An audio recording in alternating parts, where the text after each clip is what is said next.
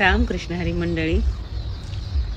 आजकालच्या ज्या बहिणी आहेत त्यांना कधीच भाऊजाईला समजून घ्यायचं नाही, कधी तिच्या मुलांवर प्रेम नाही करायचं, सतत शिवीगाळ करायची, भावाच्या संसारात आग लावायची, भांडणं करवायचे, त्रास द्यायचा. एक प्रकारे म्हटलं तर भावाचा संसार कसा मोडता येईल याचा प्रयत्न करायचा. आणि जर तो नाही मोडता आला तर मग प्रॉपर्टीमध्ये हिस्सा मागायचा, प्रॉपर्टी घ्यायची, भावाच्या दुःखामध्ये त्याला साथ नाही द्यायची, भावजाईला समजून नाही घ्यायचं. समजून नाही घ्यायचं म्हणण्यापेक्षा ज्या वेळेस आपला भावाचा मुलगा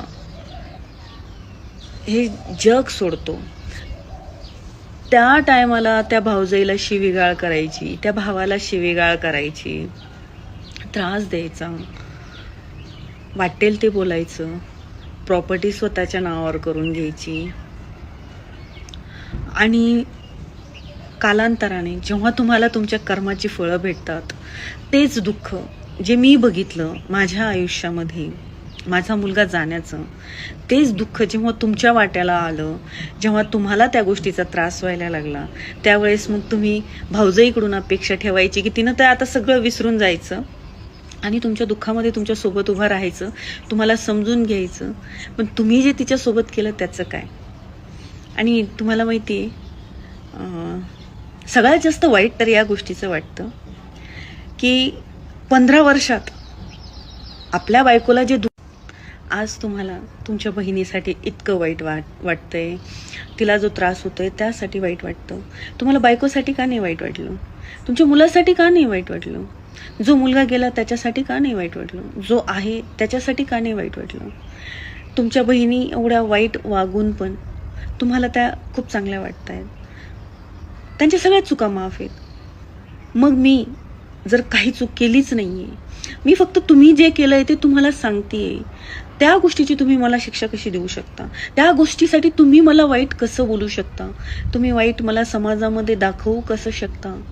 तुम्ही केलं, वागलात तुम्ही, केलं वाईट तुम्ही, आणि मला वाईट कसं दाखवू शकतात?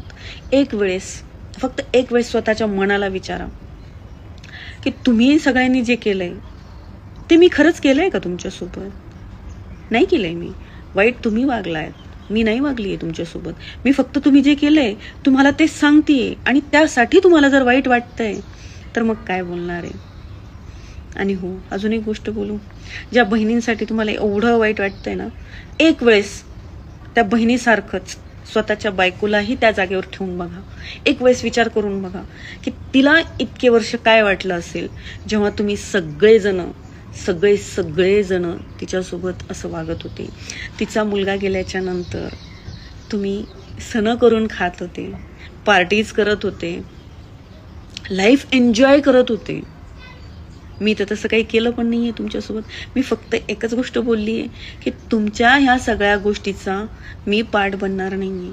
जर तुम्ही मला आतापर्यंत कधी साथ नाही दिली तर तुम्ही